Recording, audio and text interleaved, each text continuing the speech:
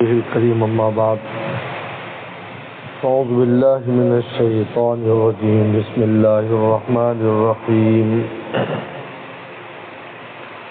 شهر رمضان الذي أنزل فيه القرآن هدى للناس وبينات من الهدى والفرقان فقال النبي صلى الله عليه وسلم من قام رمضان ایمانا واحتسابا غفر له ما تقدم من ذنبه وقال النبي صلى الله عليه وسلم ما من نبي إلا أعطي مثل ما آمن عليه البشر وإنما أعطيته وحيا أوحى الله إليه فارجو ان اكون اكثرهم تابعا يوم القيامه او كما قال عليه الصلاه والسلام صدق الله وصدق رسوله النبي الكريم۔ میرے محترم بزرگ اور دوستو، آج الحمدللہ یہاں پر ہمارے بھائی کاشف جمال صاحب کے صاحبزادے حافظ سمیر نے تراویح میں قرآن مجید مکمل کیا ہے، اور اس کے دعا کے سلسلے میں یہ تقریب منعقد ہوئی۔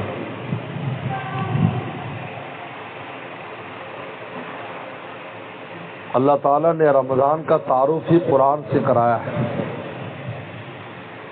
کہ رمضان کیا ہے، کون سا مہینہ ہے، اس کا کیا تعارف ہے، اس کی کیا فضیلت ہے۔ فرمایا انزل فیہ القرآن، اس کی سب سے بڑی فضیلت یہ ہے کہ اس میں قرآن مجید نازل کیا گیا۔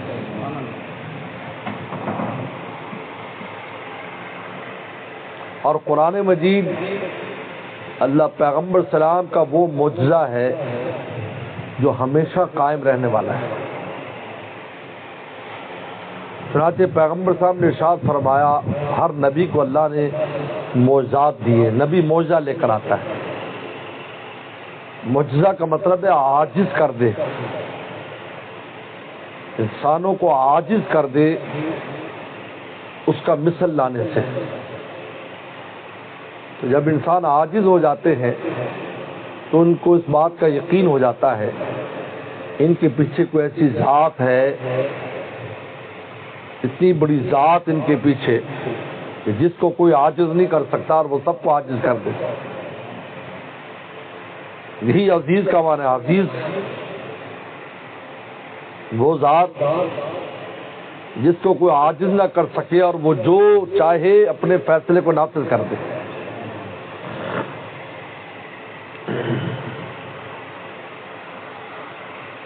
تو یقین کر لیتے ہیں، پھر مخلوق یقین کرتی ہے۔ جن کے دل سلامتی والے ہوتے ہیں ان کو یقین ہو جاتا ہے کہ اللہ کے نبی ہیں، اللہ کے پیغمبر ہیں، ان کا دعویٰ ٹھیک ہے۔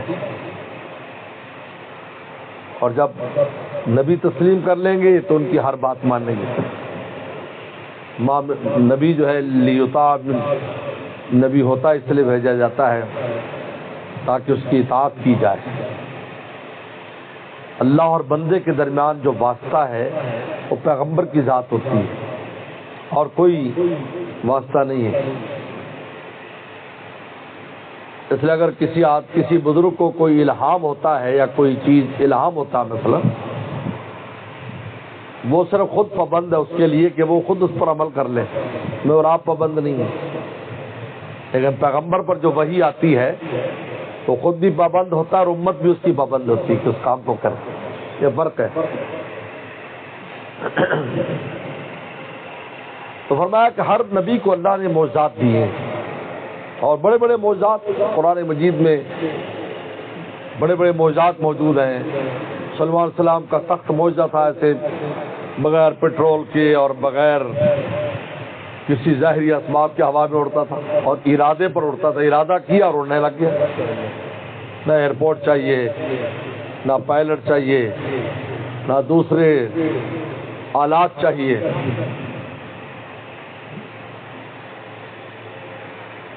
موسیٰ صلی اللہ علیہ وسلم کا ڈنڈا سانپ بن جاتا تھا، ارادہ کیا سام بن گیا، ہاتھ بغل سے باہر نکالتے تو چاند کی طرح روشن ہو جاتا تھا، ارد گرد کے ماحول کو روشن کرتے تھے۔ عیسی علیہ السلام کے معجزات قرآن میں بیان ہوئے۔ مادہ اندھے کے ہاتھ آنکھوں پر ہاتھ پھیرتے بینا ہو جاتا، مردے کو کہتے قم باذن اللہ، کھڑا ہو جا اللہ کے نام پر، تو مردہ کھڑا ہو جاتا۔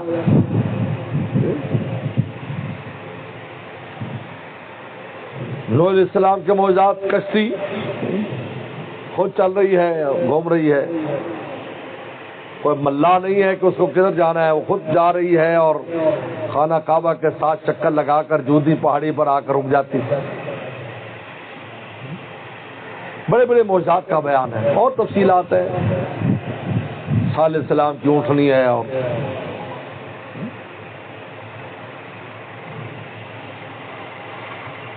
لیکن پیغمبر سے فرمایا کہ مجھے جو معجزہ دیا گیا ہے، یہ فرق دیکھیں، ہر نبی کو معجزہ دیا گیا جس کی وجہ سے لوگ اس پر ایمان لائے، جن کی قسمت میں ایمان تھا وہ ایمان لائے۔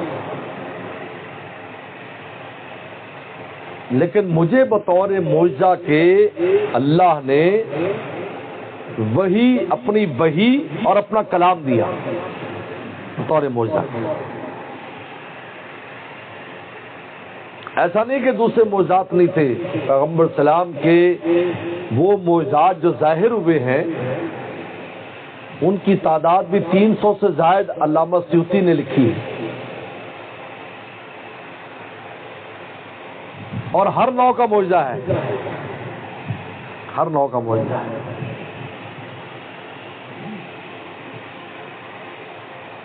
لیکن ان معجزات میں جو سب سے بڑا معجزہ ہے وہ اللہ نے مجھے کلام الہی دیا۔ اب جتنے معجزات تھے انبیاء صلیۃ والسلام کے، وہ نبی کے جانے کے بعد ختم ہو گئے۔ کشتی ہے چلتی نہیں، تخت ہے اڑتا نہیں، یہ تھوڑی سلمان علیہ السلام کے انتقال کے بعد ایک دن میں تخت خراب ہو گیا، ایسا کچھ نہیں ہے۔ سینکڑوں سال تک تو ویسے ہی صحیح پڑا رہا، لیکن اڑتا نہیں ہے۔ اب کشتی موجود تھی، اب چلتی نہیں ہے۔ ڈنڈا موجود تھا، موسیٰ علیہ السلام کا سانپ نہیں بنتا، پیغمبر چلا گیا۔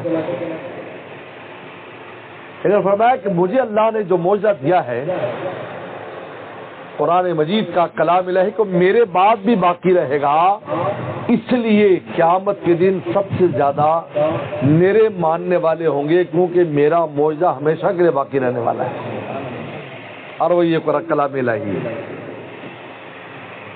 اللہ کا کلام ہے۔ اس لیے اللہ تعالی نے رمضان کا فرمایا شہر رمضان، رمضان انزل الذی انزل فیہ القرآن، جس میں قرآن نازل کیا گیا ہے۔ یہ قرآن سے ریلیٹڈ یہ جتنی چیزیں، یہ معجزات سب معجزہ ہے، ورنہ 30 سپاروں کا اس طرح جمع ہو جانا انسان کے سینے میں، اور زبان سے اتنی سہولت کے ساتھ ادا ہونا، اور میرے اور آپ کا سہولت سے سن لینا، یہ ساروں کا تعلق اس قرآن کے اعجاز کے ساتھ ہے۔ ورنہ اللہ کا کلام وحی الہی اتنی آسانی سے سننے نہیں جاتی۔ حدیث شریف میں آتا ہے اللہ تعالیٰ چھوٹی سی وحی بھیجتے ہیں، وہ بھی دنیاوی کام سے متعلق۔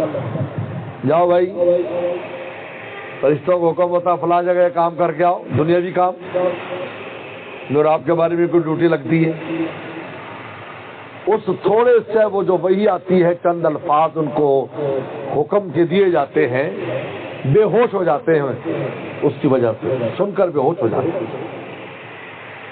جب ان کو ہوش آتا ہے تو ہر ایک کو یاد ہوتا ہے کہ مجھے یہ آرڈر ملا ہے، مجھے یہ آرڈر ملا ہے، مجھے یہ آرڈر ملا ہے۔ لیکن میں آپ 30 سپارے روزانہ قرآن مجید سن رہے ہیں، نہ کانوں میں کبھی بوجھ محسوس کیا، نہ ہم پر کوئی بے ہوشی طاری ہوئی، اللہ نے ایسا آسان کر دیا۔ وَلَقَدْ يَسَّرْنَا الْقُرْآنَ، ہم نے قرآن کو آسان کر دیا، لِلذِّکْر، نصیحت کے لیے، پڑھنے والے کے لیے بھی آسان، سننے والے کے لیے بھی آسان، نصیحت کے لیے بھی آسان، عمل کے لیے بھی آسان۔ فَهَلْ مِن مُدَّکِرٍ، حالانکہ اللہ کی وحی ہے، اللہ کی وحی جو ہے، اللہ کا کلام جس طرح ان کی شان ہے اسی طرح کلام کے اندر شان ہے، لیکن میرے اور آپ کے لیے بہت آسان ہے،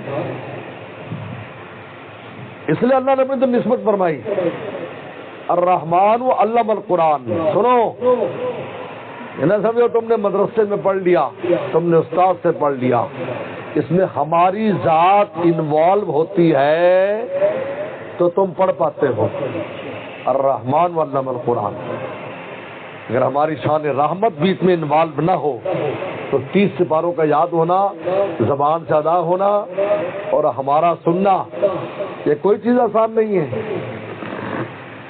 لیکن کتنا آسان کرتی ہے۔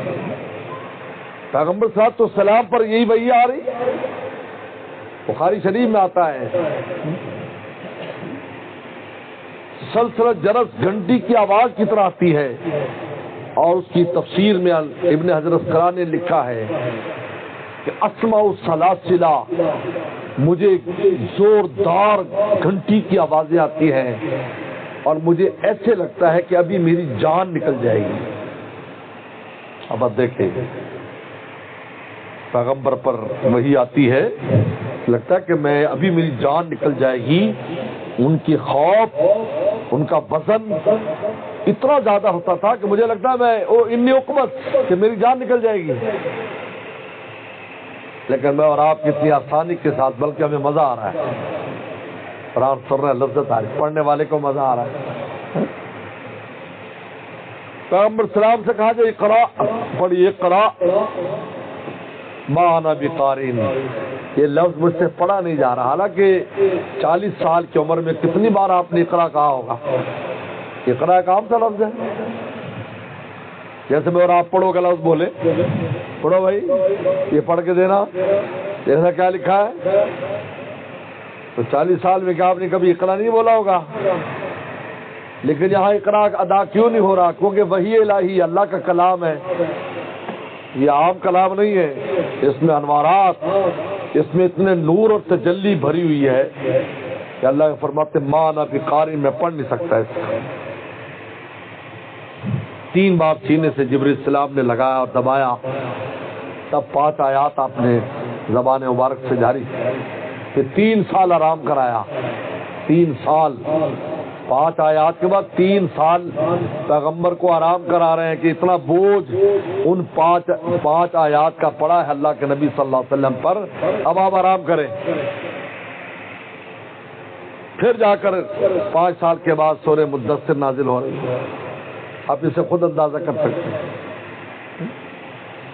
یہ سارے معجزات 30 سپارے، رمضان میں 30 سپارے سنے جا رہے ہیں، اس لیے رمضان سے اس کو جوڑا ہے، تراویح کی نماز کو رمضان سے جوڑا ہے، کیونکہ رمضان کی فضیلت قرآن سے، اس میں قرآن نازل ہوا ہے، جب جس مہینے میں نازل ہوا اسی مہینے میں اس ترتیب سے پڑھنے کا حکم ہے، اور بندے نہیں ہے، اس لیے پورے سال میں بھی ترتیب قرآن پڑھنا نماز میں یہ کوئی یہ افضل نہیں ہے کہ پورے سال تھوڑا تھوڑا کر کے پورا قرآن پڑھے، بہت سے لوگ کرتے ہیں، بہت سے ائمہ،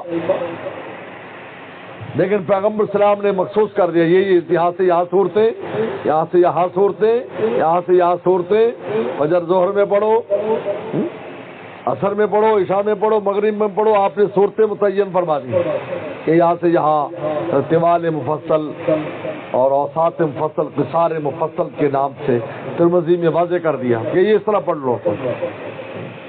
صحابہ کرام کو بھی تلقین فرمائی کہ یہاں سے پڑھ لیا کرو۔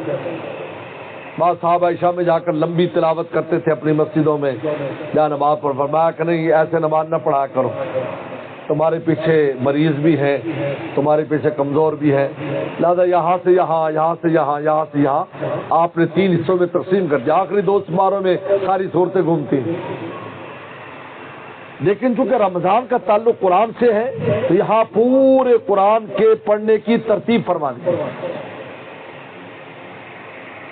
اور صحابہ حضرت اس زمانے صحابہ کے زمانے سے شروع ہوئی ہے ترتیب، آج کے نہیں ہے، صحابہ کے زمانے سے۔ پیغمبر السلام نے 3 دن تک تراویح کی نماز پڑھائی، بس، اس لیے کہ اگر آپ زیادہ دن پڑھاتے تو فرض ہو جاتی ہم پر، آپ نے ہمیں بچانے کے لیے.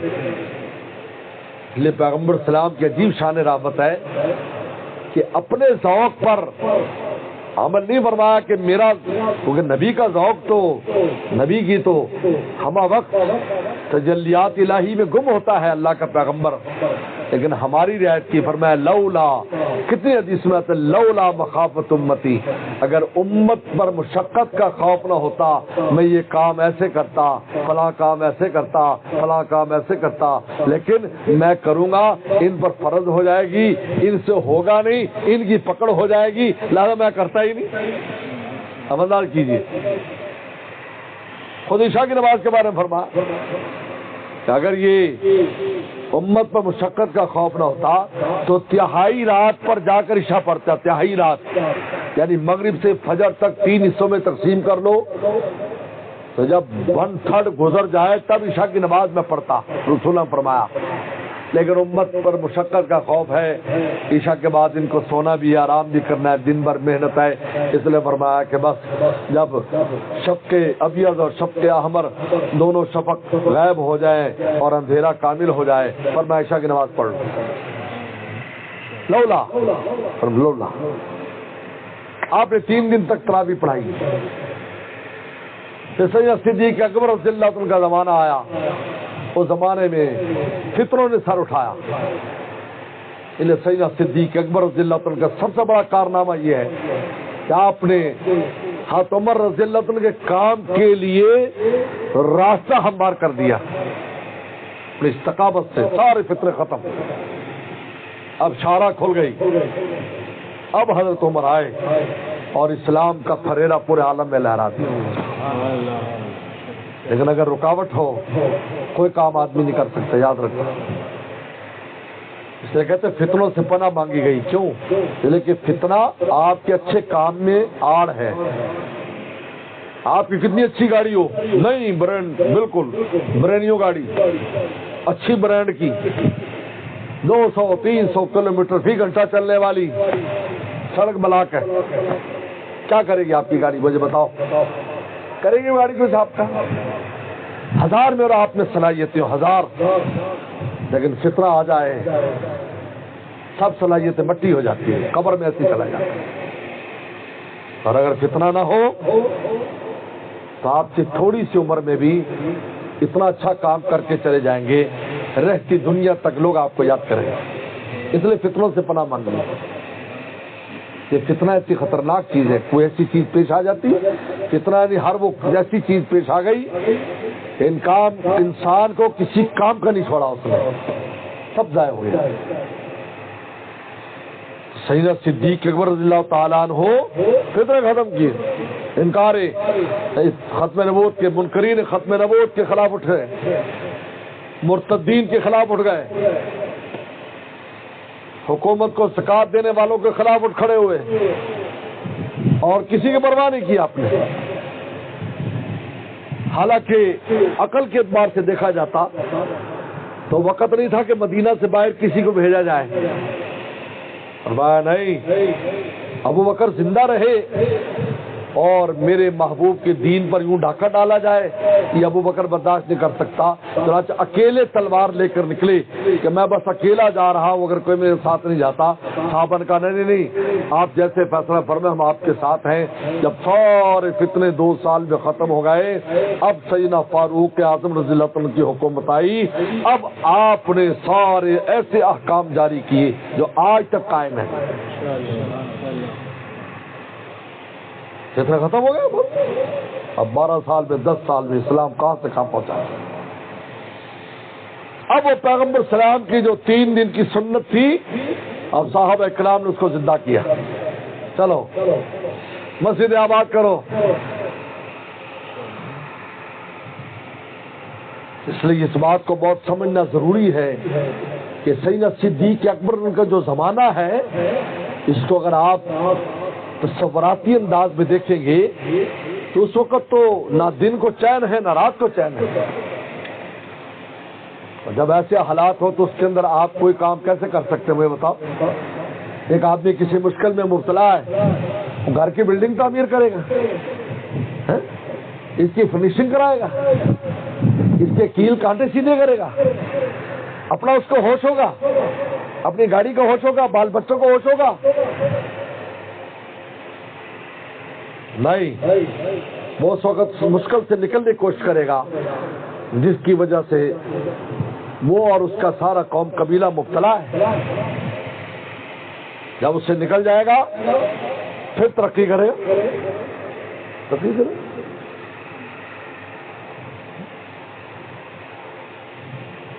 اس لیے بہت سے دوست کہتے ہیں اس زمانے میں صحیح، اس زمانے فلاں چیز نہیں تھی، فلاں چیز نہیں تھی، تو وہ زمانہ سیدنا صدیق اکبر کو جو رکھا گیا، یہ ہمارے استاد فرماتے تھے مفتی ولی حسن ٹونکی رحمۃ اللہ علیہ، جو شیخ الحدیث تھے بنوری ٹاؤن کے،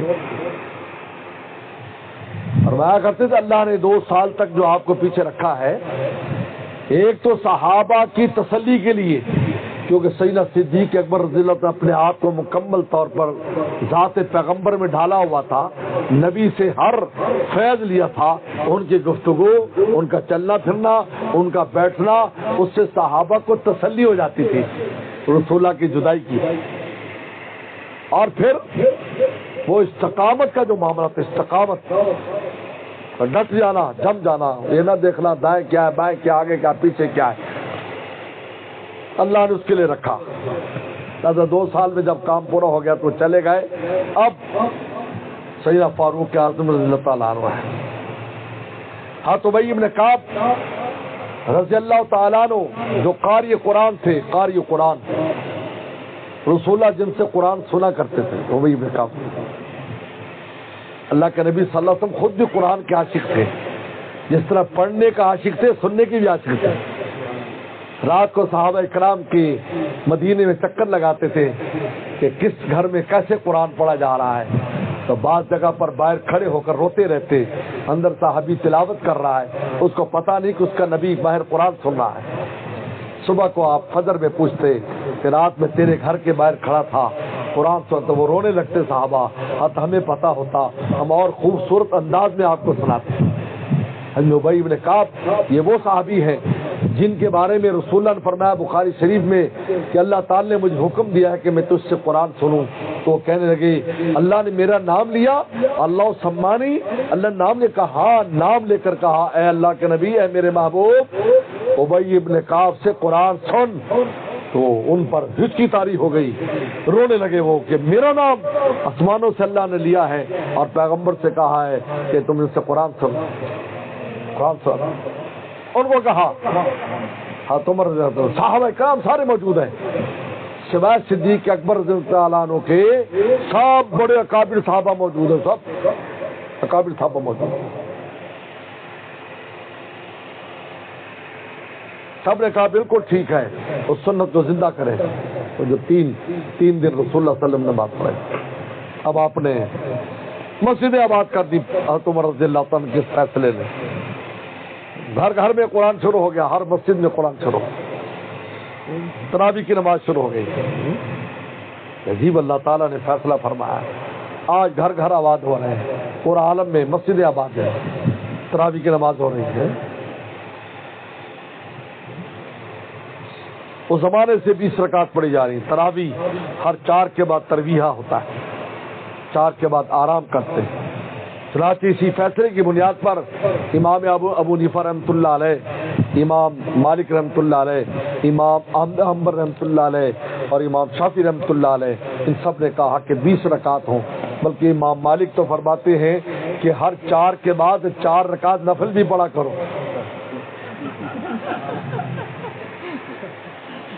لہٰذا ان کے ہاں 44 یا 46 رکعت بن جاتی ہے، 4 کے بعد 4 کا نفل پڑھو، یہ ترویحہ ہے، یہ آرام ہے، کیونکہ مومن کا آرام نماز میں ہے۔ رسول فرماتے مجھے آنکھوں کی میری ٹھنڈک نماز میں ہے، ان کو نماز میں کہ 4 کے بعد 4 وہ پڑھو۔ ہمارے تو چھوٹی سی تسبیح ہے نا، چھوٹی تسبیح گھما لیتے ہیں۔ ابھی ہم ایک وہاں ہمارے عرب دوست ہیں، تو وہ 6 دن میں قرآن مجید ختم کرتے ہیں، اور 3 قرآن یا 4 قرآن پڑھتے ہیں، 6 دن 6 دن۔ تو ایک دن ہمیں بھی دعوت دی کہ بھائی آپ بھی آ جانا. تو اب مسجد نبی سے فارغ ہو کر پھر وہاں حاضر ہو گئے. ابھی 2 دن پہلے ہی میں واپسی میری ہوئی مدینہ شریف سے. تو وہ آخری چل رہی تھی, 4 سپارے انہوں نے اس دن پڑھنے تھے. آخری 1-1.5 سپارے میں ہم پہنچے. اب 4 رکعت ہوئی, تسبیح پڑھی, پھر کرسیوں پر بیٹھ گئے. کھجور کعبہ آ گیا. ہم نے سمجھا کہ شاید پوری ہو گئی, تو پوچھ لیا ساتھ والے سے, خلاص لا اربع باقی. میں کہا اچھا یہ, کہا کہ اب سب چائے شائے پیئیں گے, ریلیکس ہوں گے, تاکہ تہجد تک کام چلتا رہے. 2-3 بجے فارغ ہوئے. تو امام مالک فرماتے ہیں کہ بھائی آرام کرنا ہے نا تو 4 رکعت پڑھ لو بیچ میں. اس لیے مالکی لوگ ہر 4 کے بعد پھر اپنی 4 رکعت پڑھتے ہیں. جب سارے فارغ ہو جاتے ہیں پھر اگلی 4 شروع ہوتی ہے. تو ہم کہتے اتنا تیز حافظ صاحب پڑھے, اتنا تیز پڑھے کہ بس ٹائم ختم ہو جائے. اتنا تیز. ایک جگہ علم ترا کی تراویحاں اتنی تیز پڑھائی جا رہی تھی, تو میں سفر میں کہیں تھا, تو ایک جگہ پر دیکھا تو علم ترا کی تراویحیں چل رہی تھی. 10 دن کے بعد 1 رکعت لیٹ پہنچا تو 20 تک 1 رکعت نہیں پکڑ سکا.